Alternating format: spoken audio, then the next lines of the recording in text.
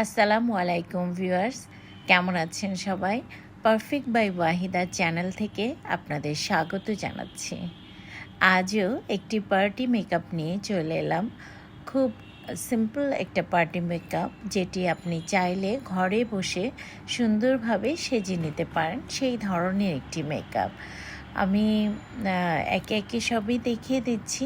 আর আমার এই চ্যানেলের ভিডিওগুলো আপনাদের কাছে কেমন লাগে সেটি যদি কমেন্টে জানান, খুব ভালো লাগবে। অনেকেই আমাকে ইনবক্স করেন, অনেক ধরনের ভিডিও দেখতে চান, খুব ভালো লাগে। যাই হোক, আমরা প্রথমত আমাদের স্কিনকে প্রিপেয়ার করে নিই। আর যে কোনো সময় স্কিনকে তৈরি করতে হলে আমরা জানি ক্লিনজিং, টোনিং, ময়শ্চারাইজিং সবার আগে করতে হবে। সো আমরা ক্লিনজিংটা করে নিয়েছি, এরপরে আমরা টোনার ইউজ করেছি, এবারে আমরা ময়শ্চারাইজিং ক্রিম ইউজ করছি। এখন শীতকাল, আর এই সময়টায় দেখা যায় সবার স্কিনে একটু শুষ্ক ভাব চলে আসে।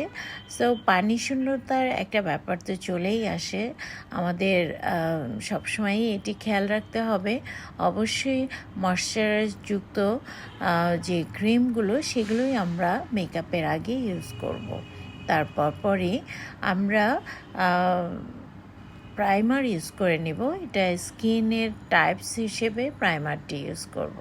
সো প্রাইমার ইউজের পরপর আমরা বেস মেকআপে চলে যাব। আমাদের আজকের যে আপু রয়েছেন, ওনার কিছু আমরা হালকা ব্ল্যাক স্পট দেখতে পাচ্ছি। সো এটাকে আমরা হাইড করার জন্য আমরা একটু কালার কারেক্টর ইউজ করব, এবং যে জায়গাগুলোতে আমরা কালার কারেক্টর ইউজ করব সেটি খুব ভালোভাবে ব্লেন্ডিং করে আমরা মিলিয়ে দিব স্কিনের সাথে। তারপর পরেই আমরা ফাউন্ডেশন দিয়ে দেব। এখানে খুব ভারী কোনো বেস মেকআপ আমরা করব না, মোটামুটি একটা লাইট বেস মেকআপই করব।